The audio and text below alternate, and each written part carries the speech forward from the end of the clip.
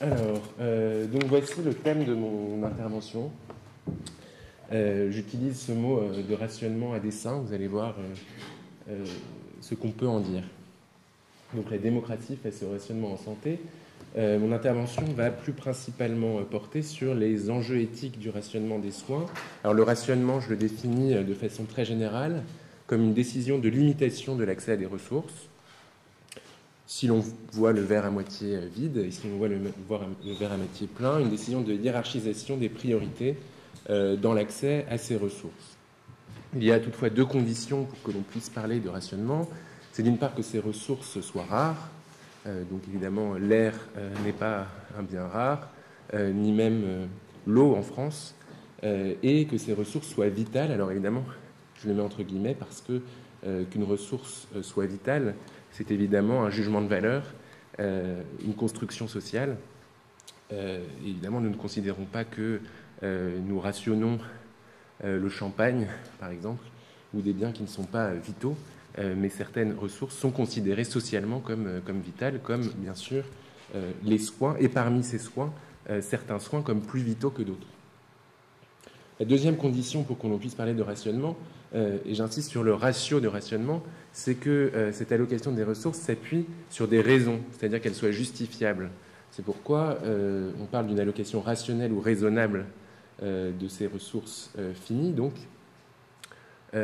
j'insisterai sur la différence entre rationnel et raisonnable un peu plus tard, c'est-à-dire que cette allocation ne répond pas à un principe arbitraire ou, par exemple, à du favoritisme envers certains individus particuliers. Alors, dans le domaine des soins, le rationnement consiste en une limitation du panier des soins remboursables. On peut dire que c'est un outil parmi d'autres de la maîtrise des dépenses publiques de santé. Alors je parle évidemment sous le contrôle des économistes ici présents. Il existe d'autres leviers possibles pour maîtriser les dépenses de santé. On peut jouer sur la couverture assurantielle, c'est-à-dire non pas sur l'exclusion ou l'inclusion de biens dans le panier de soins, mais sur le taux de remboursement de chacun de ces biens. On peut jouer sur des paramètres plus micro, donc les pratiques et les rémunérations des professionnels, les comportements des individus, et bien sûr, ma liste n'est évidemment pas exhaustive, j'en serais incapable. Le rationnement est néanmoins un outil incontournable, car sa nécessité s'inscrit dans la condition humaine. Alors, dans le programme, vous avez vu cette citation de Foucault. Il s'agit de répondre à une demande infinie face à un système fini. Il y a cette distinction très intéressante ce matin entre le désir et le besoin. Autant on peut identifier des besoins, autant on peut dire que les besoins sont d'une certaine façon finis. Le désir, lui, est infini, c'est-à-dire que sitôt qu'il est satisfait, il renaît de ses cendres. C'est ce que les Grecs appelaient la pléonexie. Qui plus est, il y a une augmentation structurelle du coût de la santé, alors, qui est liée, c'est ce qu'on m'avait appris en tout cas, à l'augmentation du coût de la recherche, qui est structurelle. Et cette augmentation du coût de la santé est plus forte que l'augmentation du PIB, du produit intérieur brut, ce qui fait de la santé, selon les économistes, un bien supérieur, c'est-à-dire que son coût augmente plus vite que le produit intérieur brut. Cela fait qu'il faut limiter le panier des soins et des dispositifs remboursables et donc établir des choix, établir des priorités. Alors, du coup, ma question est comment procéder à ce rationnement de façon juste, dès lors que l'on justifie quel critère de répartition est pertinent pour ces ressources rares et vitales. On s'expose à plusieurs difficultés d'ordre éthique que j'ai énumérées. Donc, j'en ai repéré 4 que je vais traiter successivement. Est-il possible et légitime d'attribuer un coût à la vie humaine? Deuxièmement, le rationnement doit-il être implicite ou explicite? Troisièmement, quel mode de décision retenir? Quel modèle de décision retenir? Et quatrièmement, qui décide? Première question, attribuer un coût à la vie humaine. Alors en général, sur cette question du coût de la vie humaine, on affronte de façon, vous allez voir, complètement factice, deux positions. qui serait la position de Kant et la position des utilitaristes. Le rationnement supposerait de refuser des soins possibles à des individus, ce qui est contraire au principe de bienfaisance, selon lequel on doit consacrer des ressources pour un individu jusqu'à la satisfaction de son besoin, ou alors jusqu'à l'épuisement de ses ressources. C'est aussi ce qu'on appelle en anglais la rule of rescue. Et selon ce principe, donc, la vie n'a pas de prix. Ce principe de bienfaisance s'opposerait au principe de justice selon lequel chaque personne devrait pouvoir prétendre à un égal accès à des soins efficients. Donc il serait légitime de limiter, pour des raisons autres que l'épuisement des ressources ou la satisfaction du besoin, les ressources pour un individu donné. Ces deux principes s'opposeraient, donc ce sont deux principes bioéthiques présentés par Beauchamp et Childress dans leur présentation des 4 principes bioéthiques. Et le CCNE lui-même, le Comité consultatif national d'éthique, reprend cette distinction dans son rapport de 2007, Santé, éthique et argent, puisqu'il oppose le déontologisme inspiré de Kant, qui supposerait de traiter la personne donc comme une fin en soi et non seulement comme un moyen, invoquant exactement cet argument, et l'utilitarisme, prendre en considération l'intérêt collectif dans la prise en charge. Alors pourquoi c'est une opposition, à mon avis, qui ne tient pas debout ? La première raison, c'est que les ressources sont limitées, on ne peut donc sauver une vie à n'importe quel prix. Par conséquent, ce n'est pas que la vie ne doit pas avoir de prix, c'est qu'elle en a un. Autrement dit, ce n'est pas une question de jugement de valeur, c'est une question de fait. Nous valorisons la vie malgré nous, que ce soit de façon inconsciente, implicite ou explicite. D'ailleurs, la mesure du coût de la vie humaine est très ancienne, comme l'attestent les assurances-vie. Et d'autre part, cette évaluation de la valeur de la vie humaine est totalement commune au plan collectif lorsque nous entreprenons de construire un rond-point. Par exemple, là où il y a des carrefours, là où il y a un carrefour qui occasionne beaucoup de morts, nous n'investissons pas dans ce rond-point à n'importe quel coût. Donc nous valorisons d'une certaine façon la vie humaine. Au plan individuel, il y a aussi des arbitrages qui attestent que nous attribuons un coût à notre propre vie. Et le critère économique intervient de façon très certaine, à un niveau implicite ou inconscient, dans toutes les décisions médicales, finalement. On n'intervient pas, évidemment, jusqu'à épuisement des ressources pour la vie d'un individu. Donc nous valorisons, malgré nous, la vie humaine. Et du coup, la vraie question, et celle que je vais traiter en deuxième partie, c'est plutôt de savoir dans quelle mesure ces choix doivent être explicités, c'est-à-dire passer de l'implicite à l'explicite. Ce qui n'est pas une question évidente. Il n'est pas certain que tous les choix en matière d'allocation des ressources doivent être explicites. La deuxième raison pour laquelle cette opposition est à mon avis, trompeuse, c'est qu'elle traduit, à mon avis, une mécompréhension de la distinction faite par Kant entre la dignité et le prix. Alors, je reviens un peu plus précisément sur ce que disait Kant. À la place de ce qui a un prix, on peut mettre aussi quelque chose d'autre en le considérant comme son équivalent.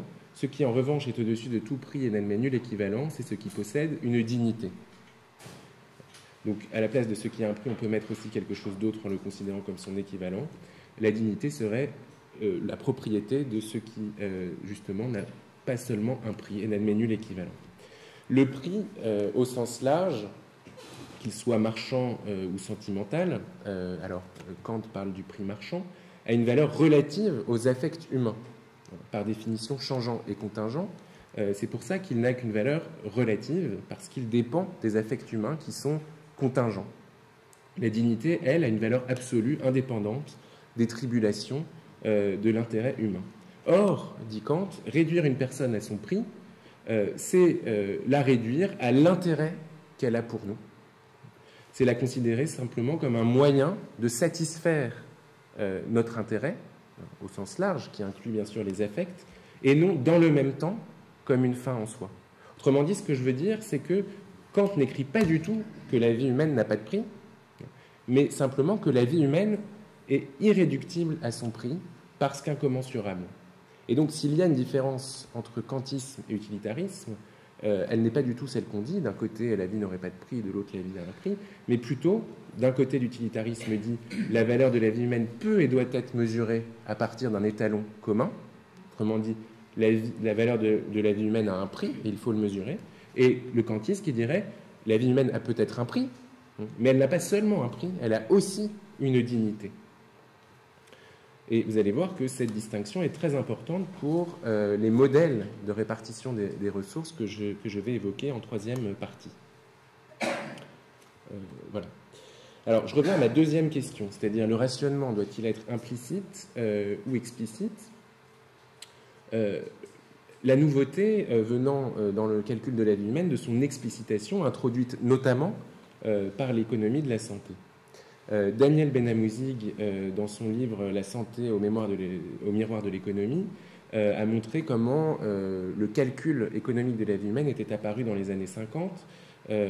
Deux ingénieurs des ponts et chaussées ont calculé, à l'occasion de la construction d'un rond-point précisément, là où il y avait avant un carrefour meurtrier, combien coûtait une vie humaine, donc à partir d'éléments objectifs, que coûtent les frais d'hôpitaux, les transports notamment de ces personnes, et des éléments plus objectifs comme le Pretium Doloris. D'un point de vue éthique, cette explicitation induit une différenciation des valeurs des vies à partir de critères explicites, par exemple des critères liés à la santé, le nombre d'années de vie. On va investir davantage dans les vies que l'on peut davantage allonger. On va investir davantage dans les vies dont on considère, selon des échelles, qu'on va pouvoir leur procurer une meilleure qualité. On va investir davantage dans des vies selon l'âge des personnes, selon éventuellement le comportement futur de ces personnes, selon le bienfait social de la bonne santé de ces personnes, etc. Donc voilà, finalement, l'effet de cette explicitation, c'est qu'elle induit une différenciation explicite des valeurs de la vie selon des critères que l'on explicite. Et donc des critères autrefois implicites deviennent explicites. Alors, qu'en penser? Premièrement, l'explicitation relève de la transparence, qui est un principe, une valeur, disons, que l'on entend beaucoup dans nos sociétés démocratiques. L'explicitation des décisions de rationnement est garante de l'équité, évidemment, puisque, d'une certaine façon, elle garantit, elle assure qu'à n'importe quel endroit du territoire, à n'importe quel lieu, les mêmes soins, des soins identiques, seront fournis aux individus. Deuxièmement, cette explicitation, elle est peut-être aussi garante de la confiance des citoyens dans les choix politiques, là où le soupçon de favoritisme pourrait régner. Alors, la question qu'on peut se poser, c'est est-ce que cette explicitation des choix jette la suspicion sur les professionnels de santé? Est-ce que, d'une certaine façon, cela peut faire que le médecin n'apparaisse plus dans son modèle traditionnel comme celui qui est dévoué à son patient, donc dans une pure attitude de bienfaisance, mais qu'il passe d'une certaine façon de l'autre côté et que s'introduise dans sa rationalité une forme d'intérêt collectif. Donc, est-ce que l'explicitation des choix brise ou fissure cette confiance dans le rapport entre le médecin ou entre le professionnel de santé en général et son patient? En tout état de cause, il me semble que l'explicitation est un processus inévitable et sans doute souhaitable pour les raisons que j'ai indiquées.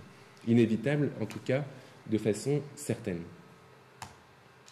D'ailleurs, le même avis que je citais tout à l'heure, l'avis 101, Santé, éthique et argent du Comité consultatif national d'éthique, dit la même chose, puisqu'il dit que l'adaptation permanente de l'offre de soins aux besoins démographiques, aux modifications épidémiologiques, aux progrès technologiques, justifie plus que dans n'importe quelle activité humaine des choix clairs, courageux, explicites aux yeux des citoyens, et en même temps susceptibles d'être sans cesse remis en question. Alors, troisième question que je voulais poser, c'est quel modèle de répartition choisir? Alors, on peut distinguer deux modèles de répartition. Je vous propose cette distinction. Évidemment, elle est critiquable et je vous la soumets. Il y a deux modèles possibles. Un modèle selon lequel on a une règle et ensuite, avec cette règle, on va pouvoir délibérer, on va pouvoir trancher sur toutes les situations, sur toutes les stratégies particulières. Autrement dit, la règle hiérarchise les stratégies en fonction de leurs priorités respectives. Et dans ce cas, ce qui est intéressant, c'est que le ratio dans rationnement renvoie beaucoup plus au rationnel qu'au raisonnable. Parce qu'alors, la raison est instrumentale, comme le disent les philosophes, c'est-à-dire qu'elle est uniquement calculatrice. Elle travaille uniquement sur les moyens et non sur les finalités. Le rationnement est calcul dans ces cas-là. Le rationnement n'est qu'une capacité de calcul pour appliquer une règle de répartition établie. Autrement dit, la raison n'intervient pas sur la définition de cette règle de répartition. Elle intervient après dans l'allocation des moyens. Le deuxième modèle, c'est le modèle de la délibération. Autrement dit, on considère qu'il peut y avoir des règles, bien entendu, mais ces règles sont un outil parmi d'autres de la délibération. La délibération recommence pour chaque stratégie sanitaire envisagée. Et dans ce cas-là, le ratio de rationnement renvoie beaucoup plus au raisonnable, puisque cela renvoie à la capacité de délibération sur les bonnes fins pour chaque stratégie. Alors, je développe un peu chacun des modèles. Alors ça, c'est très connu des économistes et je parle encore sous leur contrôle. On peut identifier 3 règles de répartition. Donc, il y a le ratio coût-efficacité, où nous évaluons donc une stratégie sanitaire selon le coût et l'indicateur sanitaire, qui peut être les années de vie gagnées par cette stratégie, la pression artérielle, etc. Donc des indicateurs sanitaires. Ensuite, il peut y avoir la prise en compte de la qualité de vie dans le nombre d'années de vie gagnées. Et dans ce cas-là, on parle de QALY, donc Quality Adjusted Life Years, qui signifie donc qu'on affecte un coefficient au nombre d'années de vie. Alors, il y a des exemples de rationnement qui ont été établis à partir des QALY, notamment en 1993, expérience très connue de ceux qui travaillent un peu sur ces questions, en Oregon, donc, État américain.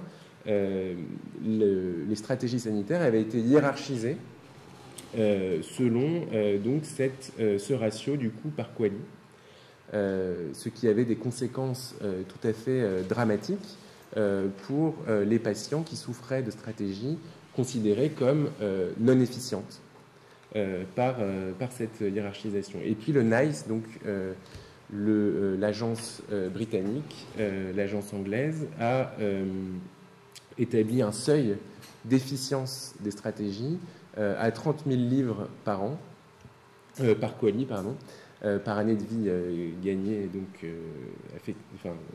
avec un coefficient de qualité. Et enfin, il y a la dernière règle, c'est donc le ratio coût-disposition à payer. Dans ce cas-là, on prend en considération la valeur que chaque individu accorde aux stratégies de santé. Et dans ce cas-là, évidemment, ça permet de tenir compte des différentes perceptions sociales des maladies. Donc on se rapproche beaucoup plus du modèle de la délibération que je vais évoquer maintenant. Le modèle de la délibération, évidemment, il peut tout à fait tenir compte des règles précédentes, mais à titre indicatif. Car la raison politique l'emporte sur la raison économique, finalement. C'est ce que disait tout à l'heure Lise Rochès quand elle disait que les économistes éclairaient et que, finalement, à partir de cet éclairage, il reste évidemment à la raison politique de trancher. La délibération suppose que les choix mettent en jeu des valeurs qui sont des valeurs culturelles et évolutives. Il peut y avoir des raisons d'accorder une priorité à des stratégies de santé qui ne sont pas réductibles à des raisons d'efficience. Il peut y avoir finalement des raisons symboliques de valoriser certains traitements, par exemple le traitement de la maladie d'Alzheimer, pour nous citer un exemple. Ce que je dis, c'est que ce modèle de la délibération est sans doute préférable à une règle aveugle aux minorités et aux exceptions. C'est le problème de l'utilitarisme que l'on lui objecte souvent. C'est le problème de la tyrannie de la majorité. C'est-à-dire, qu'est-ce qu'on fait finalement de ceux dont on considère que les traités ne seraient pas efficients.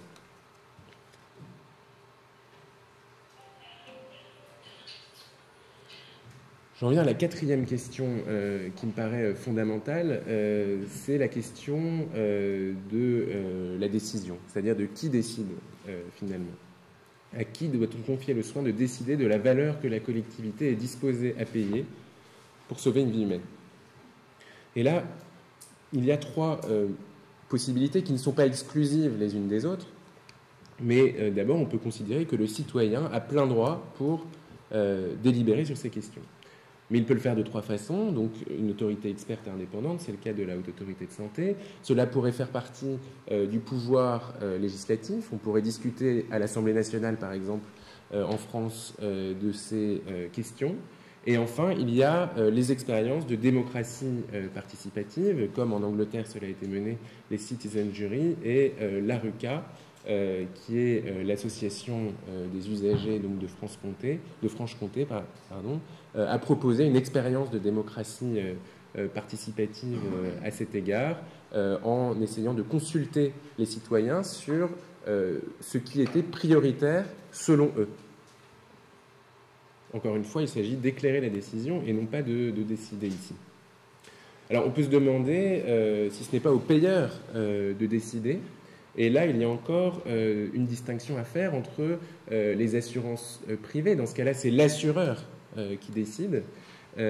Par exemple, dans le cas du modèle américain des HMO, donc, que j'ai indiqué, il y a différents paniers qui sont soumis aux clients et qui choisissent alors. Mais dans ce cas-là, ce sont les assureurs qui délimitent ce panier. Le problème, évidemment, de cela, c'est qu'on s'éloigne du principe de solidarité bien portant malade et riche-pauvre dont parlait ce matin Alain Cordier. Et on peut, bien sûr, craindre que les riches ne choisissent pas les mêmes paniers que les pauvres et que les bien portants ne choisissent pas les mêmes paniers que les malades. Donc là, un grand problème d'équité et qui est en plus tout à fait contraire au principe de solidarité de nos systèmes européens. Il y a par ailleurs le modèle des mutuelles d'avant 1945 en France. Dans ce cas-là, ceux qui décident, ce ne sont pas les assureurs seulement, mais les assureurs en tant qu'ils sont aussi assurés, puisque ce sont des associations d'entraide entre individus, sur la base d'une adhésion volontaire. Alors là, le problème, c'est que l'adhésion volontaire pose un problème en économie, c'est le problème de la sélection adverse. C'est-à-dire que finalement, seuls adhèrent ceux qui ont besoin, enfin, on peut craindre que seuls adhèrent ceux qui ont besoin d'assurance, là où l'obligation permet qu'il y ait une répartition entre les bien portants, les malades, les riches et les pauvres, et qu'il n'y ait pas donc de problème de viabilité pour l'assurance. Alors enfin, dernière possibilité, on peut se demander si ce ne sont pas les patients qui peuvent décider. Est-ce que les associations de patients ont vocation à décider de ces questions? Le problème principal que poserait la participation des associations de patients à ces questions-là, à la discussion sur ces questions, c'est le problème de la concurrence entre les associations de patients et de ce que j'ai appelé la surenchère compassionnelle. C'est-à-dire, évidemment, chaque association de malades, disons, essaye de démontrer qu'elle a davantage besoin de l'effort collectif que d'autres associations de patients, en s'appuyant, bien sûr, sur la compassion qu'elle peut susciter. Deuxième possibilité, est-ce que le patient doit participer à la délibération sur un traitement qui lui est destiné? C'est une vraie question aussi. Le problème, c'est qu'on peut craindre, est-ce qu'il n'y aurait pas dans ce cas-là une inégalité entre les patients selon leur capacité à discuter? Est-ce qu'on peut penser vraiment qu'un patient puisse avoir une idée définie de ce qu'il veut à un moment de sa vie? C'est toute la question aussi qu'on se pose dans le cadre des directives anticipées, notamment. Une vision assez étroite de l'autonomie selon laquelle décider pour soi, ce serait décider pour toujours, d'une certaine façon. Cela pose aussi un grave problème d'équité. Alors voilà mes conclusions. Je vous les rappelle assez brièvement sur mes 4 points. Donc il n'est ni moral ni immoral, mais nécessaire de donner un prix à la vie humaine. Nous attribuons malgré nous un prix à la vie humaine. Deuxième point, l'explicitation des choix économiques est un processus inévitable et sans doute souhaitable. Le modèle de la délibération est préférable au modèle de la règle. Sans doute, conclusion donc personnelle, le citoyen doit acquérir davantage de pouvoir dans la définition des priorités de santé. Et j'ajoute deux défis des sociétés démocratiques. Ça a été évoqué ce matin, donc c'est assez intéressant, par Lise Rochex notamment. Il reste à nos sociétés peut-être d'assumer que les limites du soin ne sont pas seulement d'ordre médico-technique, mais aussi d'ordre économique, et font intervenir des choix humains. Ce n'est pas seulement l'impuissance humaine qui conduit à la mort, mais c'est évidemment l'humanité qui est engagée dans les valeurs. Et il ne faut pas se cacher de ce point de vue derrière son petit doigt. Et deuxième point, il faut faire en sorte que les décisions d'économie de la santé soient perçues par les citoyens comme émanant d'un choix démocratique et non pas d'un choix arbitraire. Voilà, c'est à peu près ce que je voulais vous dire pour cette présentation. J'espère que ça va vous intéresser. Je vous remercie.